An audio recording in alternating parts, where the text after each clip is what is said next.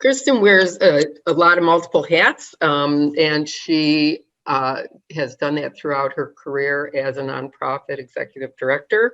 And now she works with those leaders who are juggling lots of different balls in the air and trying to keep them sane and life balanced, as coaches are wont to do.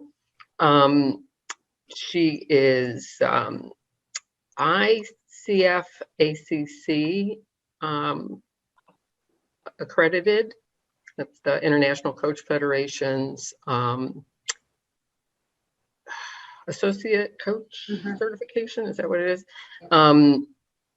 And certified positive intelligence coach. And she has 15 years, like I said, as a nonprofit director, and has been doing this transitional work now for 2 years. She's a brand new member, and I want to welcome her. We love to have our new members tell us what they're all about and give us some tools. So I hope everybody took the assessments. They were interesting, and I know for me personally, I had a situation last Saturday in a nonprofit that I volunteer for that was a little disturbing, and it gave me some perspective by taking the assessment. So let me turn it over to Kristen. Thank you, Deb. I appreciate it. And good morning, still good morning, just a few minutes left this morning on Monday. So it's great to be here. I'm so excited to have been invited to share a little bit about the work that I'm doing. And I love hearing from Mona and Cheryl and others, just kind of the work that everyone else is doing in the coaching arena.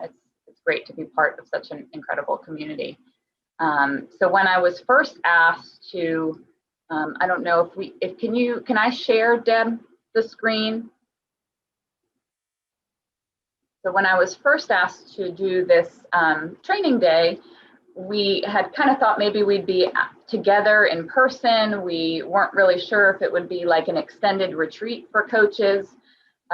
So it's morphed into our traditional meeting time, 11:30 to 1 today. So I'm still going to have elements of everything I planned for a 3-hour session for you all. And so in doing that, one of the things that we had talked about beginning with was a little bit of yoga practice, the seated yoga practice. So Deb said I wear many hats. So one of the first things I did prior to going through my coach training programs was I went through a yoga teacher training.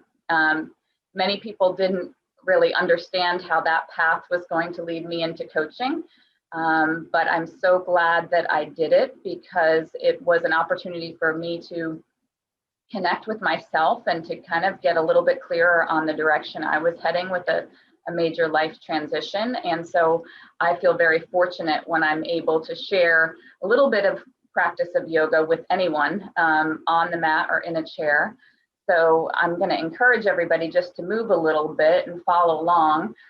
We'll only do a few minutes. I'm being sensitive to time, so not a 15-minute practice, but just a few minutes just to get us centered and aligned before we get into the content of today's presentation on positive intelligence and mental fitness. So when I do this, I always encourage people, if you want to turn off your video, you certainly can if you don't want to be seen moving around, but I'll keep my video on, obviously, so you can see what I'm doing and follow me if you want. But we're just going to do a little centering practice. So many of us work, seated on the phone via Zoom. And what I really wanted to share was just a few things that you can all do to kind of align yourself, before a coaching call, before that, just sit seated in your computer chair for a few minutes before you get going with a client session, just to get yourself in a good, happy place. So the most important thing is to really ground your feet on the floor. So I have shoes on so that my feet can touch the floor because I'm a little short, but really plant your feet on the floor, really feel that earth underneath you. If you have shoes on, that's completely fine. Just kind of wiggle your toes in your shoes, really feel the sense of the feet and the shoes. And then your knees, as you look down, your feet are about hips width apart and your knees are bent, hopefully at close to a 90-degree angle. So just scoot yourself really back in your seat. as far back as you can. And then when you come to your pelvis, just bring your hands to your waist a little bit. So when you tilt forward, kind of drop your belly in, your pelvis tilts forward a little bit. And then if you thought about curling your belly button to your spine and tilting back just a little bit, you'll feel those ab muscles waking up a little bit there. That's kind of the happy place that we want to be more often than not. So pulling the belly button into the spine, and then imagine that you have a little piece of string at that belly button, and it comes up through your spinal column and out through the crown of your head. You really feel that lengthening and activation of your spine. Maybe roll your shoulders up and back. Feel the shoulder blades kind of melt down your back side.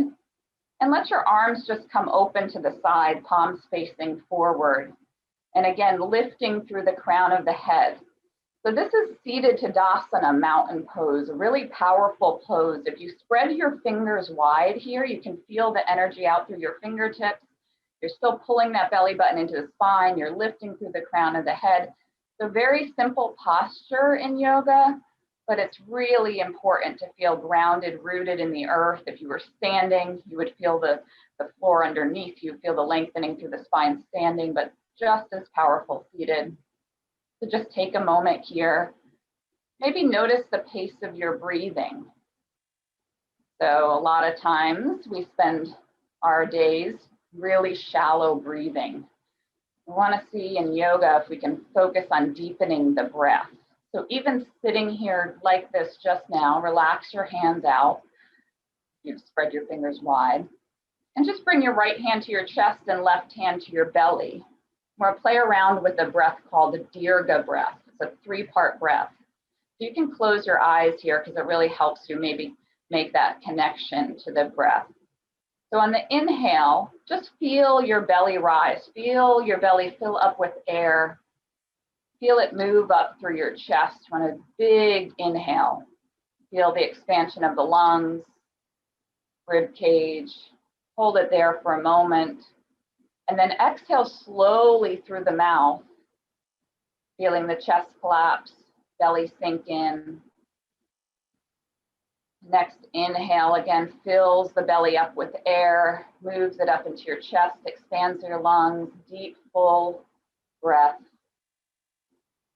Helps calm the parasympathetic nervous system. You almost feel with deep inhale, maybe the sensation of air as it moves through your nostrils. Maybe notice the temperature of air. And on the exhale, just feel that release, the softening of the body as you exhale through the mouth.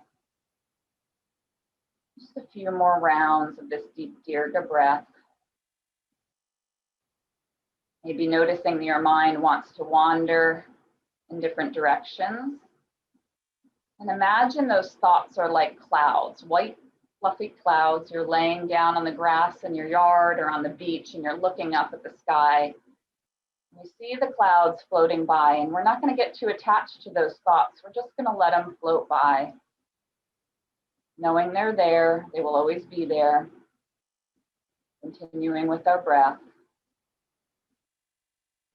And take another deep inhale through the nostrils and exhale. Release out through the mouth and release your hands down to the side. You can open up your eyes. And on your next inhale, reach the arms up and over, extending the fingertips up to the sky. So feel the lengthening. Still grounded, rooted in your seat. Still tucking the belly button into the spine. And on the exhale, pull prayer hands to heart center. So inhale, reaches up, gazing up at the fingertips, up at the sky. Exhale, pull prayer hands to heart center. So in yoga, we're focusing on connecting the breath and body movement. So with each inhale, you're extending, and with each exhale, you're releasing. So think about that as you move through every day. Inhale, extends. Exhale, release. Just a few more rounds at your own pace. And on your next inhale, interlace the fingers like this and press them up to the sky.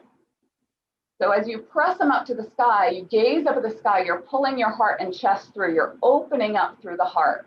And as you exhale, you're pressing the palms forward, you're rounding the shoulders, kind of shimmy side to side, press them towards the computer screen.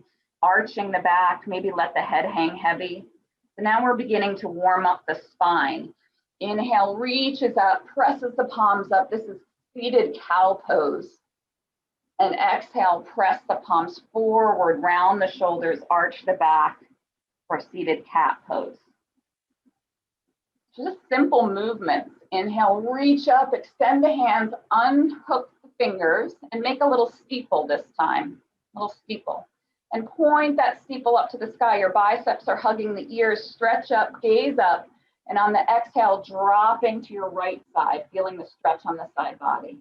Maybe you gaze under that top arm, seeing the sky, the ceiling, whatever's above you. Inhale comes back through center, and the exhale dropping to your left side, gazing under the top arm. So we're stretching out the spine, stretching the side body.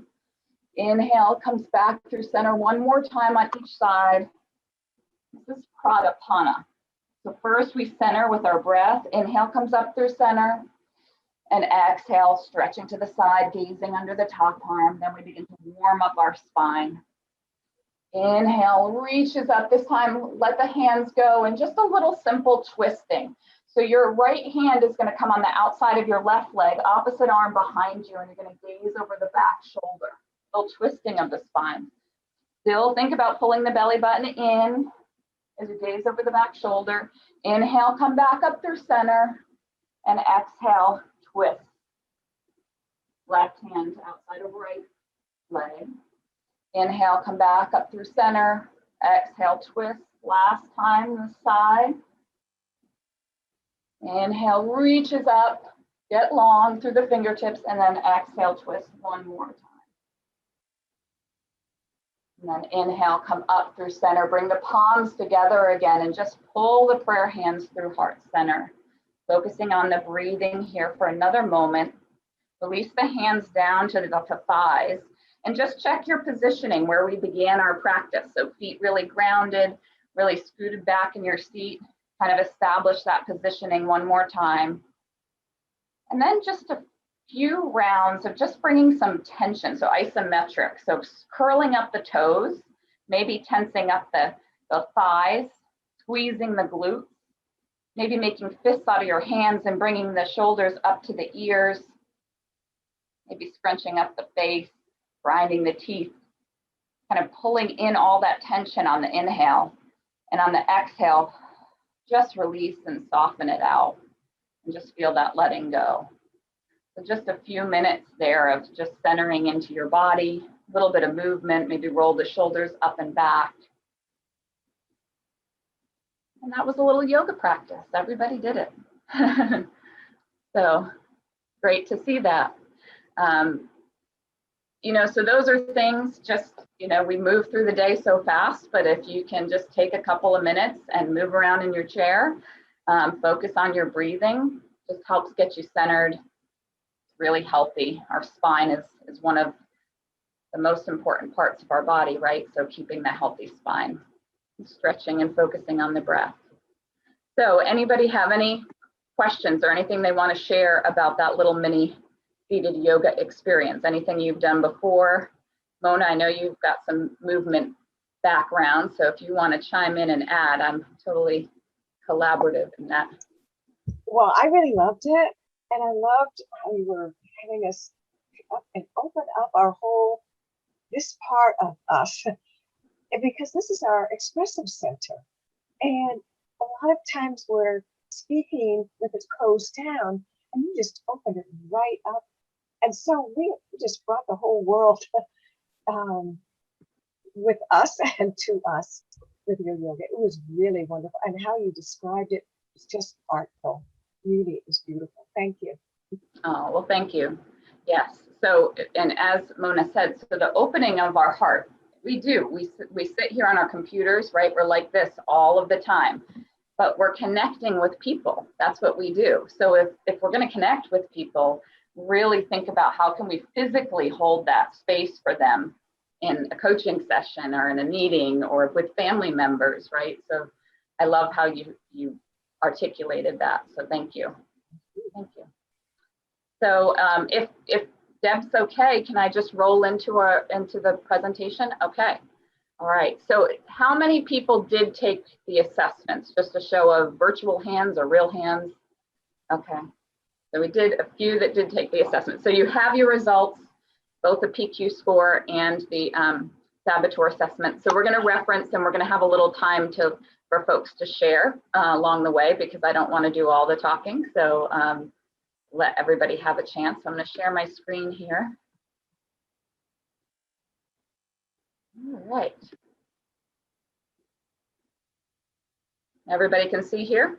Okay, we're good. All right, so basically what I wanted to share with everyone is the work that I've been doing around positive intelligence, because I think it's something that all coaches could have as a tool in their toolbox. And there's different opportunities available to engage you in that. But really, I just thought it's important to share kind of the work that's happening. And some of you may have familiarity with positive intelligence, but the focus here is on the mental fitness training. And the goal is to really grow 3 core mental muscles so that we can all thrive in challenging times, right? We all know that one part of life that is not going to change is the fact that there's going to be challenges along the way, personally and professionally, for ourselves and for our clients.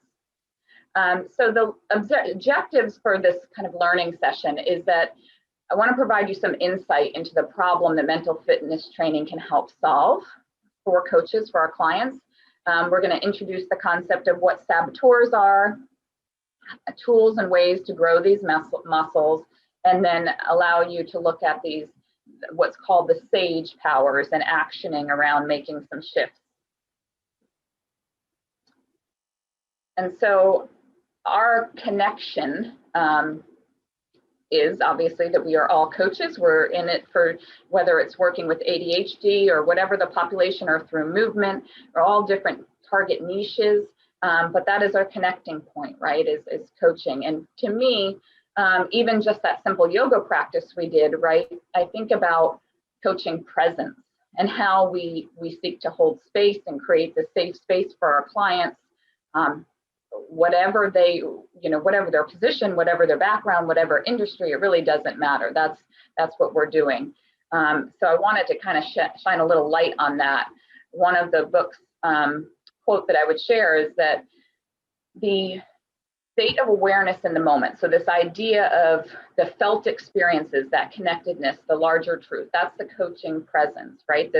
We as coaches want to move from the doing to more of the being in that environment with our clients. And that's a little bit of the foundation of why I think that this work is so important. Shirzad Chamine is the author of the New York Times bestselling book, Positive Intelligence. If you did a little digging when doing the assessments, you might have watched his TED Talk.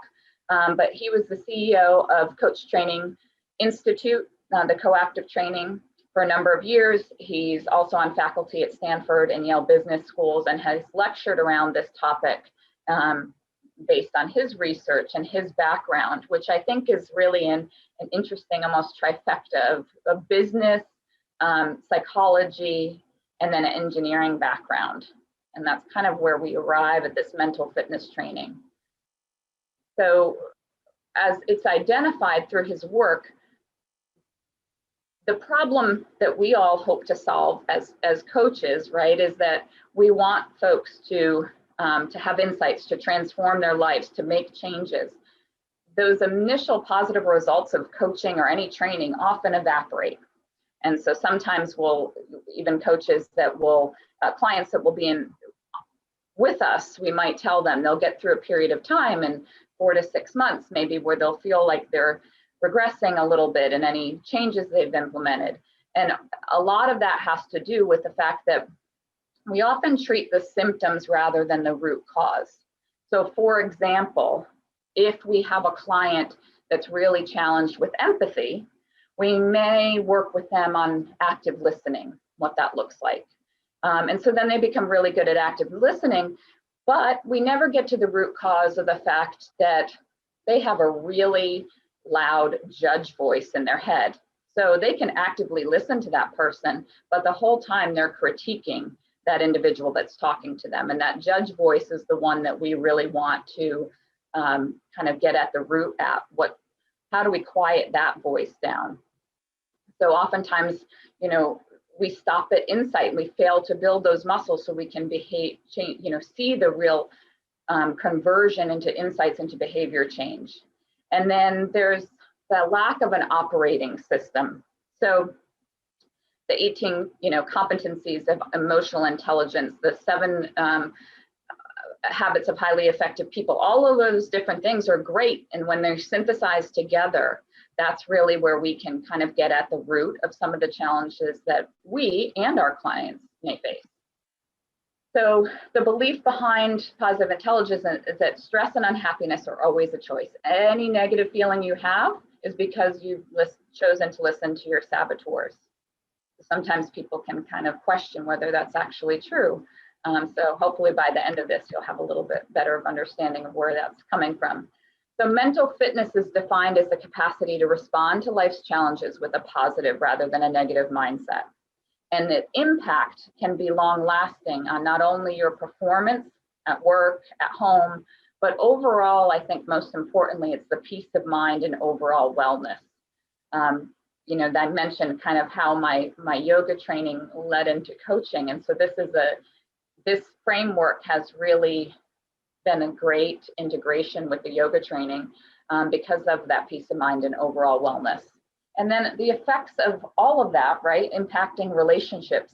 A lot of times, you know, it's the impact of not only the relationships at work, but it's things improve at home too, with your relationships with your kids, your partner, family members. And when we think of mental fitness, I think it's starting to come out a little bit more now, but it makes sense, right? If I want to run a marathon, I'm not just going to go out tomorrow and run 26.2 miles. I am going to train for that. I'm going to set my goal on that, but I'm going to train for that. So if you're physically fit, you can climb, you know, steep hills, you can run a marathon without much physical stress, relatively speaking. But if you're mentally fit, you can handle life's challenges without the same level of mental stress or negative emotions. So you'll be happier and perform better. So we need to have as much focus on building our mental fitness muscles as we do on when people say, I'm going to the gym, or I'm doing, you know, I go for a walk every morning, I go biking, right? There's an attention to the physical fitness aspect, not as much to mental fitness. So the Research Foundation synthesizes the positive psychology, neuroscience, cognitive psychology, and performance science. And that's really where we get positive intelligence. And as I mentioned, Shirzad's book earlier, you know, the research findings had over 500,000 participants from 50 different countries. They were a mix of world-class athletes, hundreds of CEOs, Stanford students, and it really has allowed the program to serve multiple audiences and the concept of mental fitness to kind of be accepted even with youth. And the key here is the power of factor analysis. So what makes it different? So we talked about, I mentioned that root cause. So it discovers the root cause of everyone's self-sabotaging. And that radical simplification allows us to really help target the work that we're doing with the client.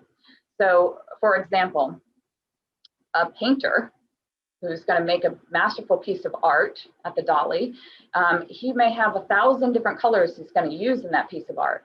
But at the root of that, all those colors is just red, blue, and yellow. That's it, just 3 colors.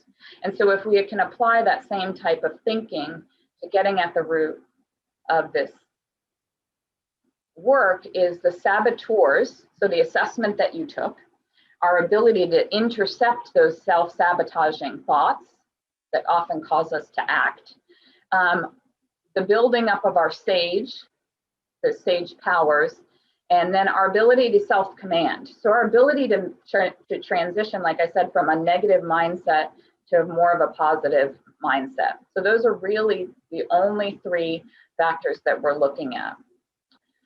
And if you took the PQ score, you received a number, and that number would represent percentage of time that your mind is sabotaging you with negative thoughts versus the percentage of time that your mind is serving you with positive sage thoughts.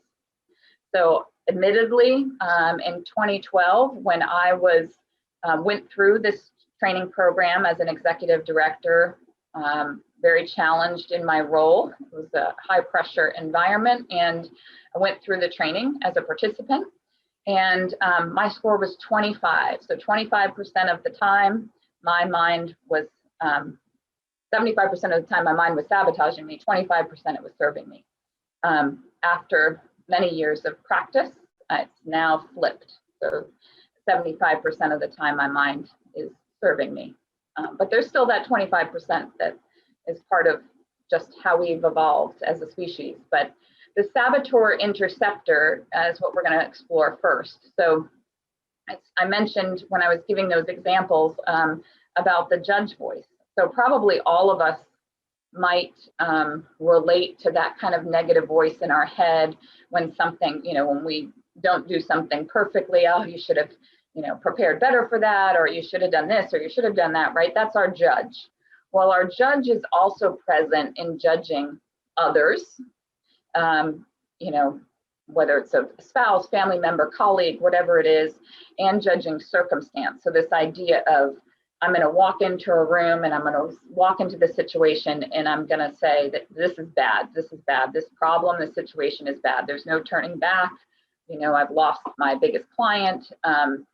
So we're going to label that as a bad situation. And then the judge kind of makes that decision that something is wrong, we're in danger.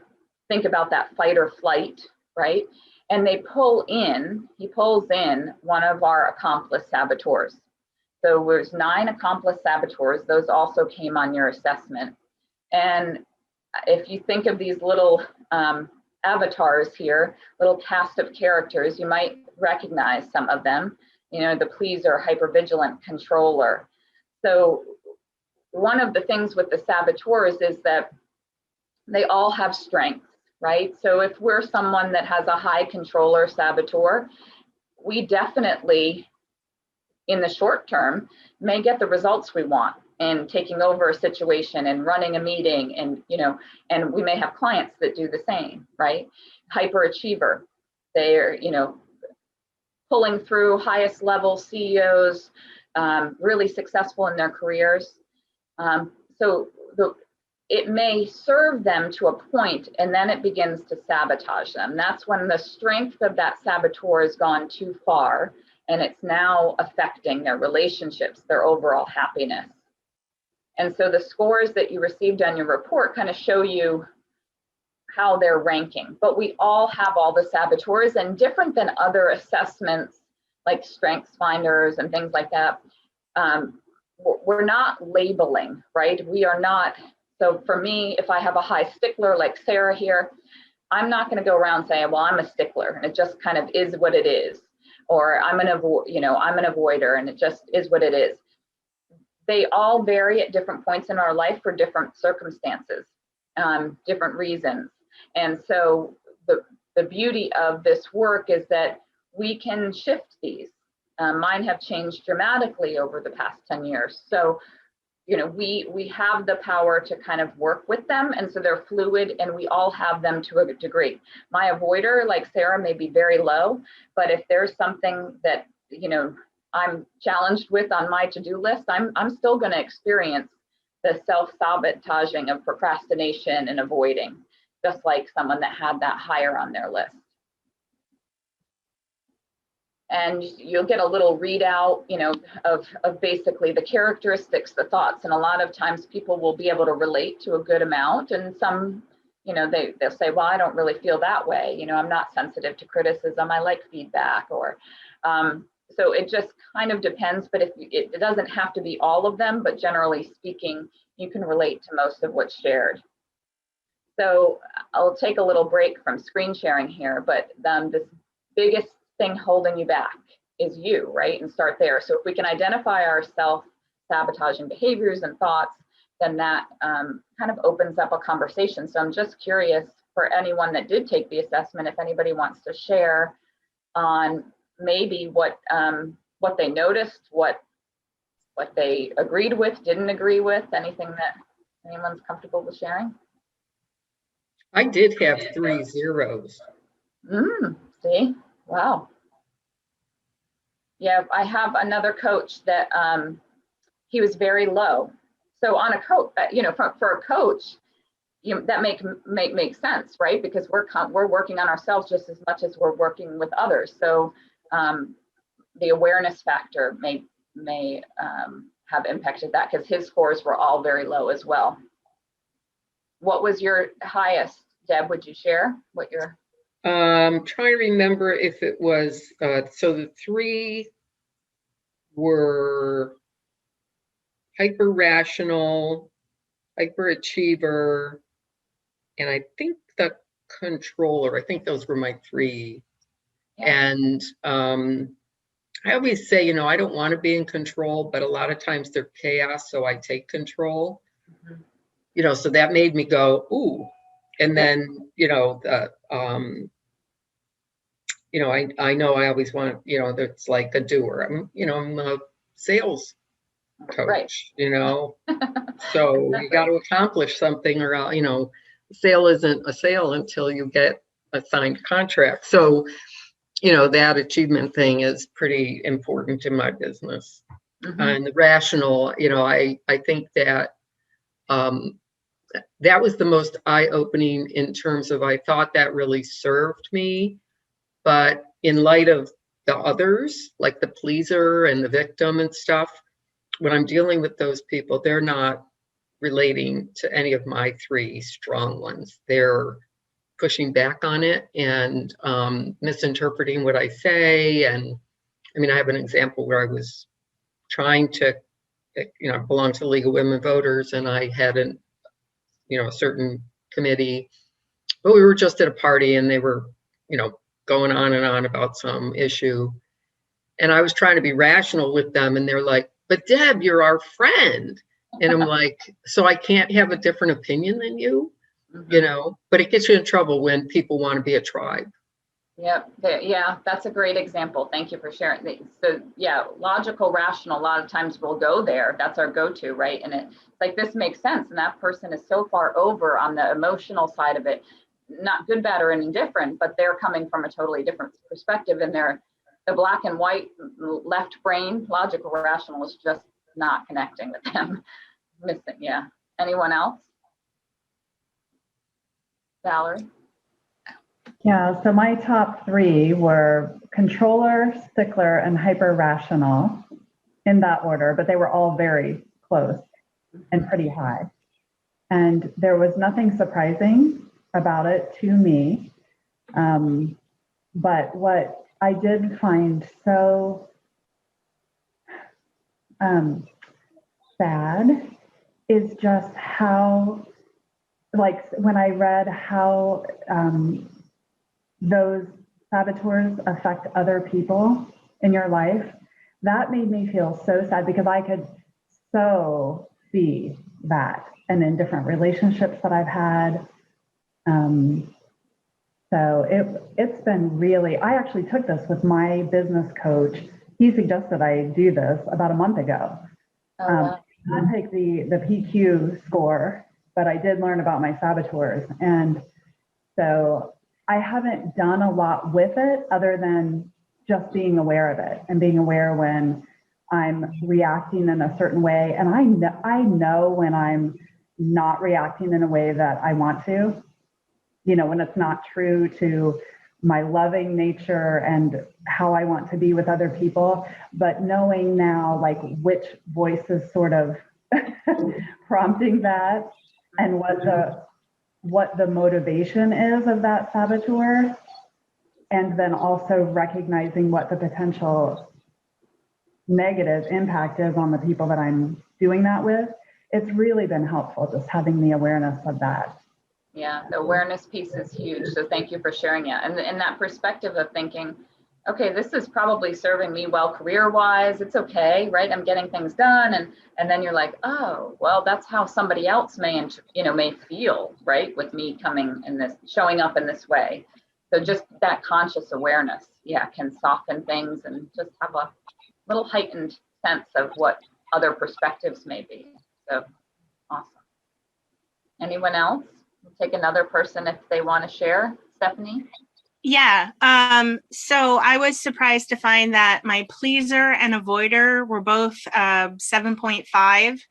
And that just goes along so well with ADHD. And that helps me really focus on those. Those are the two that come up a lot. My background is construction management, and those are what bothers men that I work with in construction management. So again, I'm staying away from that for now, going into coaching and stuff, but it's still good. It was amazing to see those two, and also to have a pod. I'm the one who's doing the class with. Yeah, Stephanie. Yeah. And so at least three of us, of the four people, have ADHD. The fourth, her stepdaughter has ADHD, so she's aware of it. And so the four of us have the ADHD as an OS running in the background, if you will. Yeah. And so we can we can all call each other on our avoiders, and we just don't have to re-explain ourselves. We're all on the same page and can support each other that way. That's so great. I feel like that really has kept me more accountable because I'm doing the class than if I just did it. He makes a great point early on that he would go to these things and nobody was, they'd get excited to make changes, but if you check in 6 months later, everybody has forgotten. So I really appreciate this. Yeah, I love that. Thank you, Stephanie. And the thing, avoider and pleaser is a dynamic duo, right? And if you think about it, it's people that really have the best intentions, right? They want to create harmony. They want to keep everyone happy, everything copacetic, right? So it is where I said that there's strengths in all of them. It's when you take it too far and it sabotages your happiness and impacts others. Mm-hmm. So I'm going to go back to sharing my screen again. So thank you for everybody sharing. It's always great to hear. So just as you think and you look back at those assessments, think about what are the effects of those saboteurs on your personal life? How do they show up at home? What are the effects on your professional life? You all each, that shared gave examples, but just kind of an inquiry to continue here. So our saboteurs are rooted in the brainstem limbic system in the left parts of our brain. So where Deb operates the rational brain, that's our left brain, right? So as she shared, it's sometimes hard for her to connect with those that may naturally be coming from more of the sage, the empathy circuitry, the right part of the brain, more of the creative parts of the brain. So it's neuroscience. It exists. It's nothing good, bad, or indifferent. It's how we're built. The saboteurs motivate us through our negative emotions, though. So you think about that fight or flight. So if I'm in that fear, stress, anger, guilt, any of those negative feelings, and I'm going to take action from there, most likely it's going to sabotage me, right? I'm moving from, I'm really fearful I'm going to lose this client. And so my conversation and my talking to that client comes from that place. Whereas if I can recognize that I'm in fear of losing that client and shift and get a little curious, why am I? What's the story I'm telling myself, right? Let me get curious about what this is all about. Let me feel a little empathy for myself, maybe connect with them. Where are they from, right? Then, and what's my value here? How would I want to handle this situation? Then I'm going to have a conversation from a very different perspective than if I'm reacting and actioning out of that place. So saboteurs, they might generate success. They might get us to where we want to be, but we might not be super happy along the way. Whereas moving from the sage is where we can shift and we can experience the same level of success, and we may actually enjoy it just a little bit more. So a question that comes up a lot right now, well, aren't negative emotions good for you? Well, same as if pain is good for you, right? if you put your hand on the hot stove, yeah, we want to know that we have our hand on the hot stove, but we're not going to leave it there, right? So we use our negative emotions to signal us, to alert us that something's going on, but we're not going to keep our hand. We're not going to stay in those negative emotions. And we don't want our clients to either, right? So that hurts their ability to see clearly, hurts our ability to see clearly. So we want to be able to make that shift and to connect on more of the right brain. So that negative emotion is signaling that we are hijacked, as Shirzad would say, by our saboteurs. And so this is where that power of shifting into more of the sage, the region of your brain that's more connected with that laser focused kind of Jedi. So I think in yoga of like warrior poses, if you're familiar with those, it's a very simple posture, but there's a lot of strength in a pose like that. So very calm, you know, multiple things coming at you, but you can be in so much strength within your body, just standing there with all this chaos around you. And that's really how we want to handle life situations, right? We want to be able to come to that kind of centered, aligned point where we did at the beginning of this, and be able to move from that place versus a reactionary kind of fearful, scared place. And the sage perspective is one that is kind of the foundation of this movement to more of the positive thinking. And it's simply that every outcome or circumstance can be turned into a gift or an opportunity. So one of the stories that I want to be sensitive on time so we can get through everything, but I'll kind of abbreviate it. It's a Taoist parable, and it's the stallion story. And so basically it's about a farmer, small village, has a beautiful stallion, and the stallion runs away and he loses his prize winning stallion. And so the neighbors come by and they say to him, "No, this is awful, this is bad, this is horrible." And he said, "What is good, what is bad? Who knows?" And so then a few days later, the stallion comes back, prize-winning stallion comes back with a few wild mares. And so the neighbors come by and they say, "Well, this is great for you, congratulations." And he said, "Good or bad, who knows?" And then his son goes off on one of the wild mares and he gets injured, he breaks his leg. So then the neighbors come by and they say, "This is awful, we're so sorry." And he says, "Good luck, bad luck, who knows?" Well, then finally, a couple days later, their village is getting prepared to battle, and the army's coming in and getting young men that are able to fight. And unfortunately, the son with the broken leg is not able to be part of that. So the neighbors come by and say, "Well, this is great. Your son cannot be recruited for the army." And he's, "Good luck, bad luck, who knows?" So in this story, the farmer is very passively just kind of giving it up, more of a spiritual, like, good luck, bad luck, who knows, everything will turn out the way it's supposed to turn out. Well, the sage perspective is a little bit more active in saying that we want to, both for ourselves and our clients, to help actively turn a bad situation into a good situation.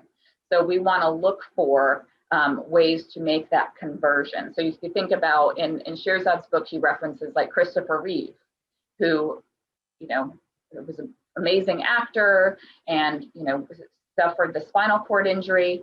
He had a choice to make. You know, his life could have ended and he could have done nothing and just been really sorry for himself, but he chose to see the gift and opportunity and of inspiration and being able to help other people who suffered spinal cord injury.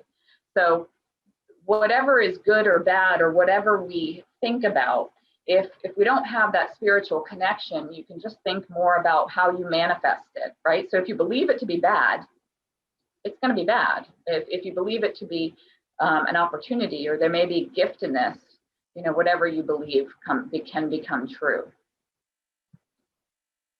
So the sage powers that you know, are become tools in the toolbox is to not only move from this idea that everything can be shifted into a gift and opportunity, but that you can empathize with others. So you have a power to empathize with both yourself and other people, explore, kind of a fascinated anthropologist, get curious, innovate, just thinking creatively, new ways of doing things, and then navigating where you're really connecting to this deeper values, purpose, you know, with that your elder, wiser self is the exercise there. So consulting with this version of yourself that would kind of give you advice on what's the most important thing, way to show up in this situation.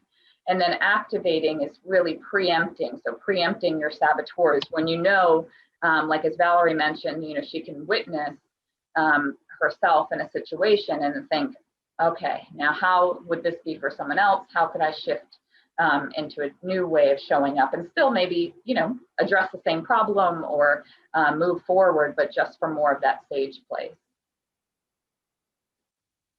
So this is a picture of me, a little, I don't remember actually how old I was, but one of the exercises that you do in the program is you connect with a younger version of yourself through a childhood photo. And a really powerful exercise for many clients, just because we've all gotten so far removed from our childhood selves, all the layers of our saboteurs protecting us. And for me, you know, for me, the beach was a place for me to be really curious and free. And so this photo reminds me, even in my coaching work, to just be really curious, to just have that freedom to kind of explore with my clients, to help them explore. And so it's an activity that is generally helpful. It's also helpful coaching someone in conflict. You know, is there a way to kind of visualize that person you're in conflict with as a child and know that inside of them they're a mix of sage and saboteurs as well. And so you might see them in a quite different light right now, but how could, you know, what would you imagine their 5-year-old self to be like?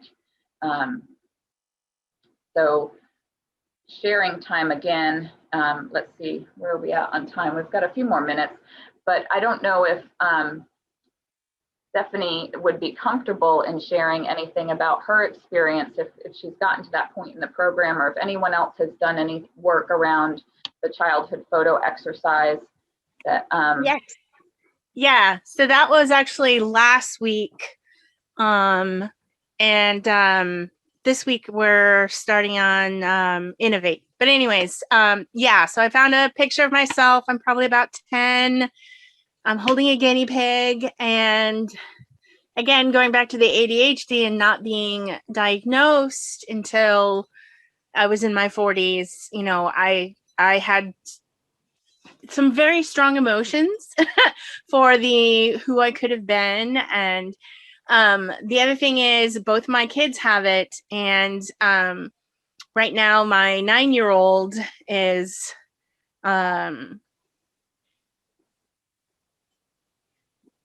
just all over the place with it because that's what 9-year-olds are like. Mm-hmm. And that helped me have empathy for myself at that age and also have empathy for them right now. But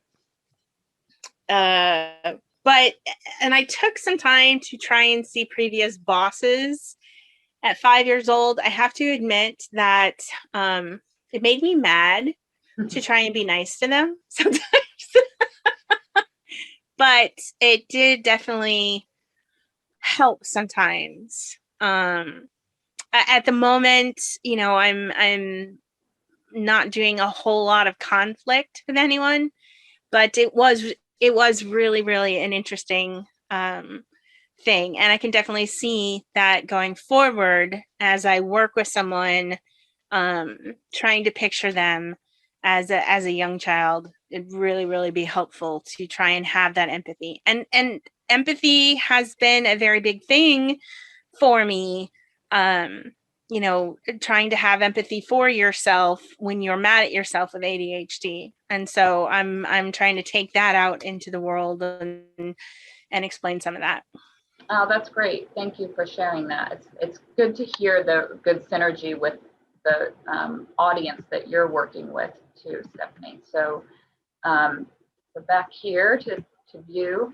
So self-command is the third of the kind of core muscles.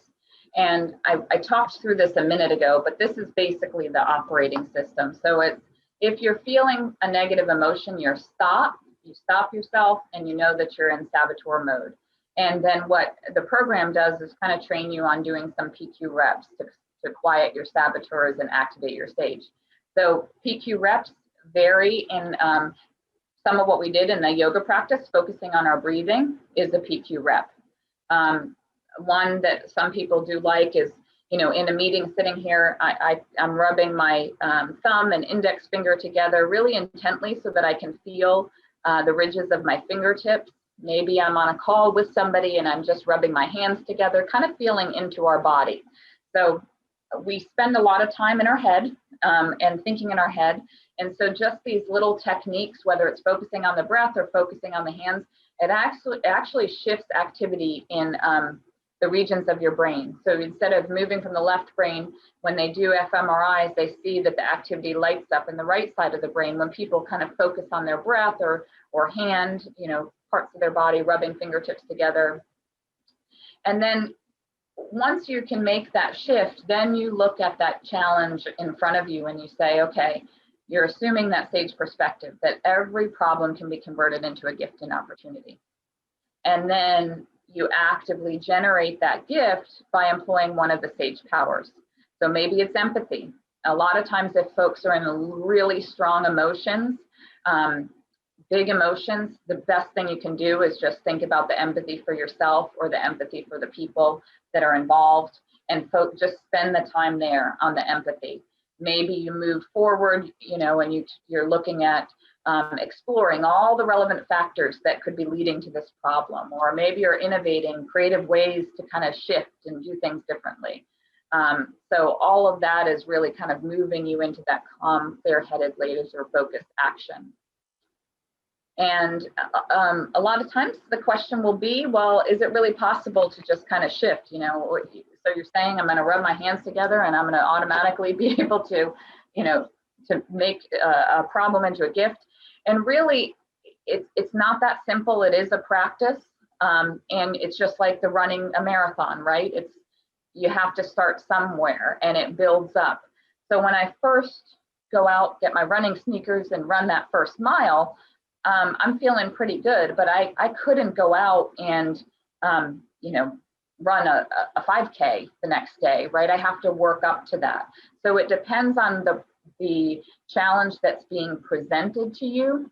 So at the beginning of somebody doing this work, you know, if they've just got a little issue, you know, with one of their team members or a boss, like they may be able to handle that then. But if there's a larger problem, like the loss of a loved one or divorce or something like that, it's not, if you imagine like a boulder going up a hill, you're not going to be able to have the strength to shift into a positive mindset depending on the size of the problem in front of you.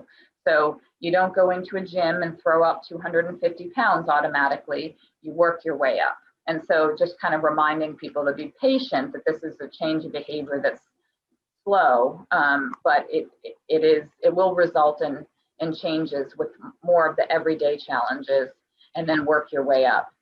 So the way that, like I said, the way that this works is intentional practice. So it's really a matter of 15 minutes a day of folks focusing on building up their PQ reps for 6 to 8 weeks. And then that evolves into their ability to kind of build up those sage muscles. And so this is just a little bit of how the program runs. It's a 1-hour weekly video with Shirzad, and then if it's my program or many other coaches, will run a pod meeting where we get on like we are now and just chat about it. Stephanie mentioned she's in a pod. And then there's an app-based program where everything comes through on the phone and through the app. The recordings of the videos, little coach challenges and focuses of the day that are really guided and talk to your top saboteurs. So it's really a powerful program, and that for every day for 6-7 weeks, you are really focused on quieting those voices.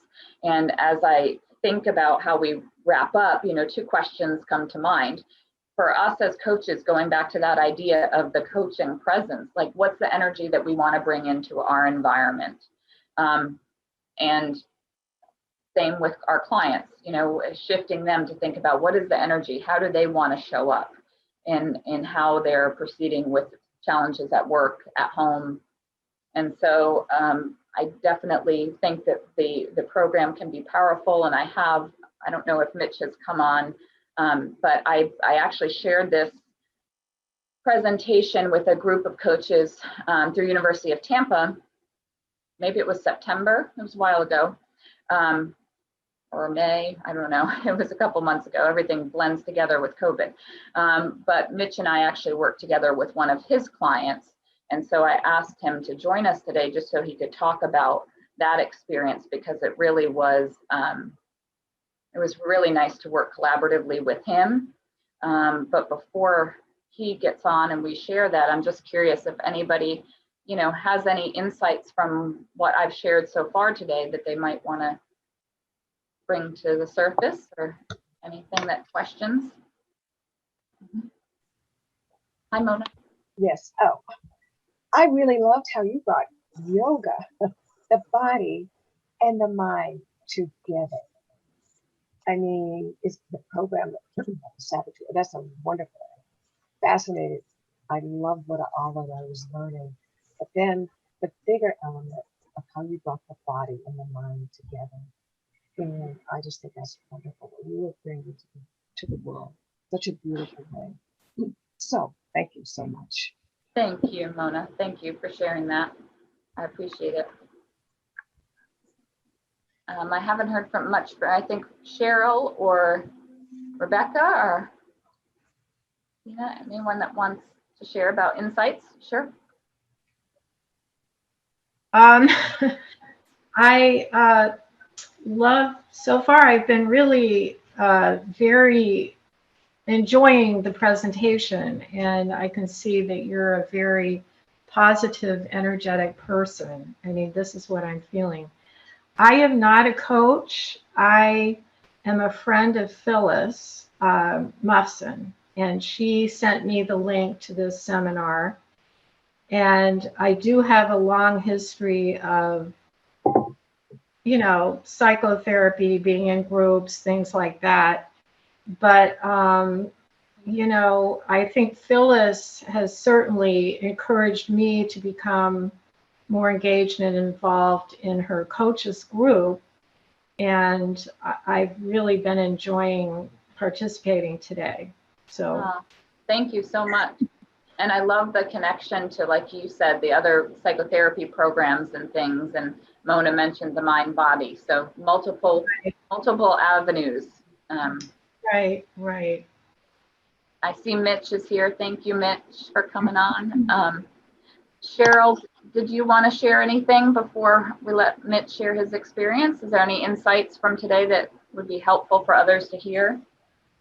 Well, I'm sure everyone realizes how fantastic this program is, and that I think it could help in all types of ways for coaching, especially, of course, my genre is ADHD. So of course I'm always looking at that through those lenses. And I can my mind is just popping all kinds of things where I can go with this. So I'm really excited about learning more about it. Thank you.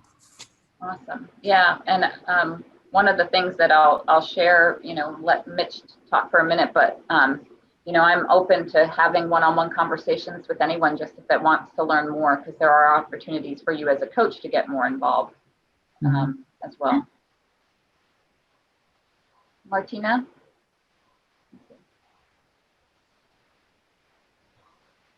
Yes, I can share the PowerPoint file. Absolutely. No problem. Can you say really quickly again the 6-week program, how that works? So there's a... Yes. So basically, it actually is 8 weeks. We start out with going over the program kind of in its entirety, what it'll look like, kind of do the little housekeeping session. And then you receive a first video. You download the app, you receive your first video over the weekend, Saturday, Sunday, or Monday. You have 3 days to watch it. And then on a Tuesday usually is when we have a pod meeting. We get together on Zoom. We talk about the content. The group is anywhere from 2 people to more closer to 5 or 6 people in a pod, share their experiences. And then if in my case, if I'm facilitating the group, I do one-on-one, also 30 minutes a week in weeks 5 through 8, because the content tends to get a little bit heavy, and people may share, but they may have some things that they don't want to share in the group. So this allows us to use really the positive intelligence coaching to kind of work through a practical life example. And it can be something from, and it varies every week, you know, just like in a coaching client, you bring that agenda, and we use this to help shift. And the program runs every week. A new video is released, and we have a meeting through 8 weeks. And then you have access to that app for a whole year, with the same content being available to you, with the coach challenges. Every morning there's a 2-minute focus of the day, and then there's 3 coach challenges throughout the day. And it's really designed to help you shift your mindset throughout the day. So many of us may have a really strong morning practice or routine, right? We have our cup of coffee, we sit there, we, you know, maybe read a little, look out, you know, beautiful sunrise. And then we get on the computer, we go to work, and then our days go haywire. And then we come home and then we try to decompress, and we have this little cycle. So the app really is triggering you throughout the day to shift your mind throughout the day. And it gears, the messaging is geared towards your top saboteurs. So like Deb and Valerie, who shared, and I think Stephanie shared their top saboteurs, their messages are all going to be different, because they're going to be talking to kind of quieting those voices. So what Stephanie hears and Deb hears is going to be very different. And it's really transformational. All the feedback that I've received from every client, I've had 11 pods so far. And it keeps evolving, you know, male, female, young, old, lawyers, from every, not just nonprofits, from everywhere. And so I can't say enough about how amazing this has been, an experience for me, and just kind of being able to go through it myself. And I still have the app, and I still do the work every single day alongside my clients. So it's been a gift. I have another question. Mhm. So you're a certified facilitator with this program. Can you just tell us quickly what it takes to become a facilitator? Yes. So you go through that kind of foundational program that I just mentioned, the one that I run with anyone. And then if you're interested in taking it further, there's actually a grant program that they're rolling out. I think they just started their 7th cohort, and you can go through the training program now. I was number 134 to get certified. So this program, I think I mentioned that I began practicing myself in 2012, but only in the past 2 years has this been offered out to coaches. Shirzad was doing all the work himself. So now this is a whole ICF certified training program. So I can share those results and help connect you to that next level. Just approximately how long does it take and how much does it cost? So I'm not actually sure on the cost of it, because I am a pioneer that signed on in the beginning. So I don't know what they're charging that now. I know that they grant the program to coaches. So I can kind of connect you with that piece of the website. And once you do that 6 to 7 week training program, then you can apply to go through the certification program. Do you have to be an ICF member or accredited coach? Not yet, not yet. The certification program includes some business development aspects as well. That's part of the coach training program, similar to ICF. So, and I'm happy, so I will send Deb as a follow-up the PowerPoint slides, and also just kind of provide my contact information, if it's either to point you in the direction of how do you get trained to be certified, or if you want to learn a little bit more about opportunities to kind of do the initial training, that's option is existing too. And does that work? Yeah, and you'll get this recording as well, so you can have Kristen's wisdom along with the slides if you want to view it that way. Mitch, would you, thank you for being here. Thank you for signing on and joining us. So Mitch attended the presentation, so he knows exactly what I've speak to his experience and working with the program through me. Great. So hi everybody. I'm on my iPhone because my laptop's giving me some issues this morning. So I can't see how many are here. So 10 of us. Okay, it's 10, great. So I am a coach. I live in Florida. I'm from New York originally, and I'm a member of the ICF Central Florida chapter, and also have done some programs, some coaching programs, or been a part of a coaching program with University of Tampa. And that's how I met Kristen. She delivered a similar presentation, I think, to what she did today, or the same presentation, to a small group of coaches there. And I immediately, I've done a lot of work on myself, and I wasn't sure for me personally whether I saw the value in it, absolutely. But I immediately thought, even before we hung up, of a client of mine who I felt could really benefit from the program greatly. Very smart guy who runs a successful law practice, but for many years who has had demons, self-doubt. I would say the two saboteurs that really have dominated his life have been the judge, both of himself and others, and also the victim, when things happen, not really taking control. And so he trusts me a lot, and I talked to Kristen after the presentation, and I felt like it could be of value. So I recommended that we explore it together. And the way Kristen and I had talked about it, if I went through the program, then I could be either riding side by side with my client, or if it was more appropriate, be in a separate pod if I didn't want to share in front of him.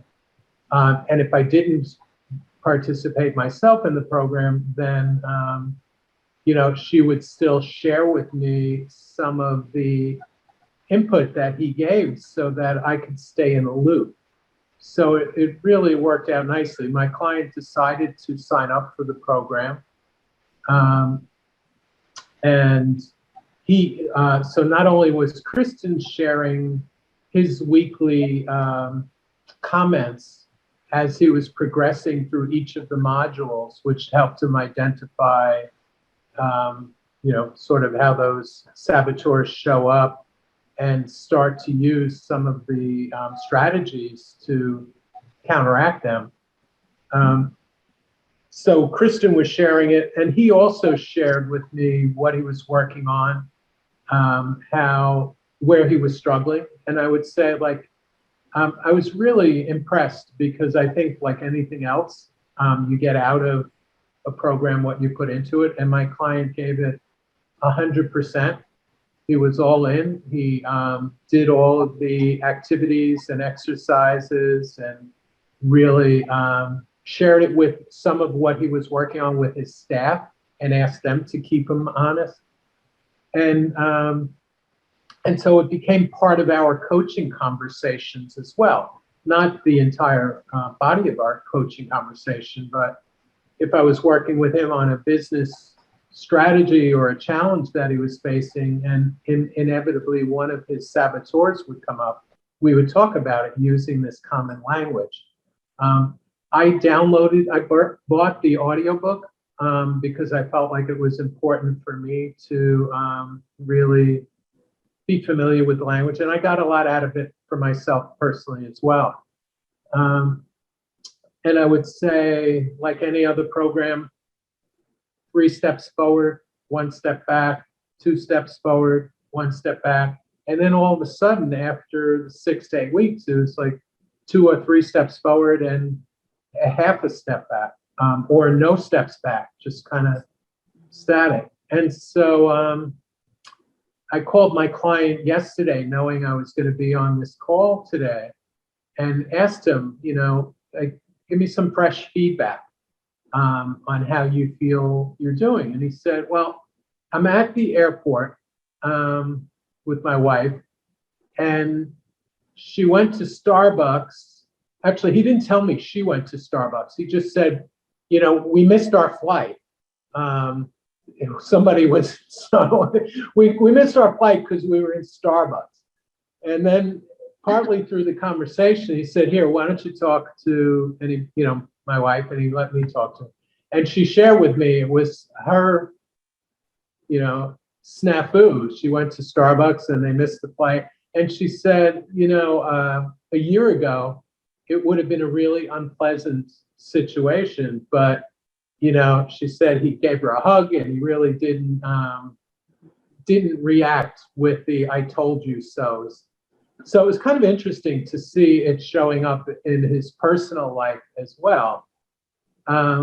The ways I'm noticing it in his business life is when we talk about some of his business initiatives or things he wants to work on, and I'm trying to coach him on those things, we're not getting stuck on the beating himself up or his lack of confidence issues, or lack of trust in his own ability to do things the way we used to.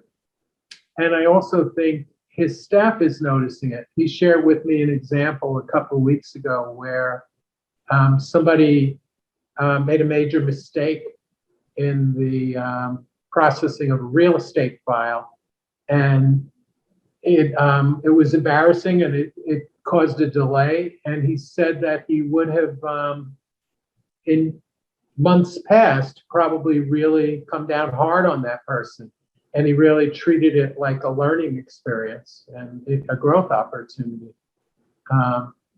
So I see him shifting not only in his own self-confidence, but also in his interactions with other people, both his staff and, based on what his wife told me yesterday, in his personal relationships as well.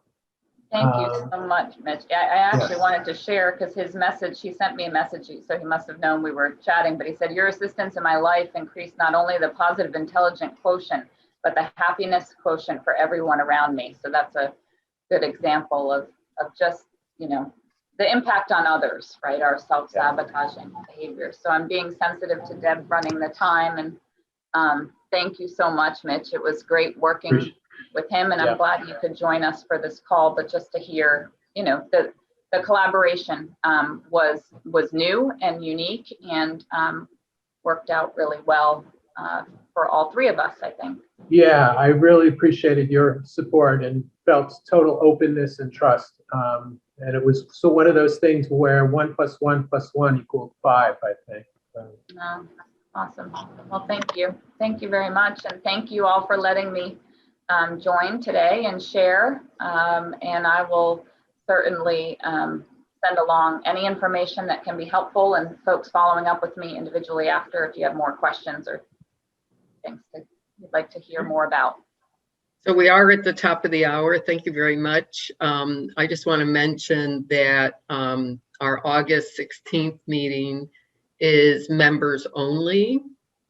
And would anybody be up for meeting in person? Can I have a show of hands? Okay.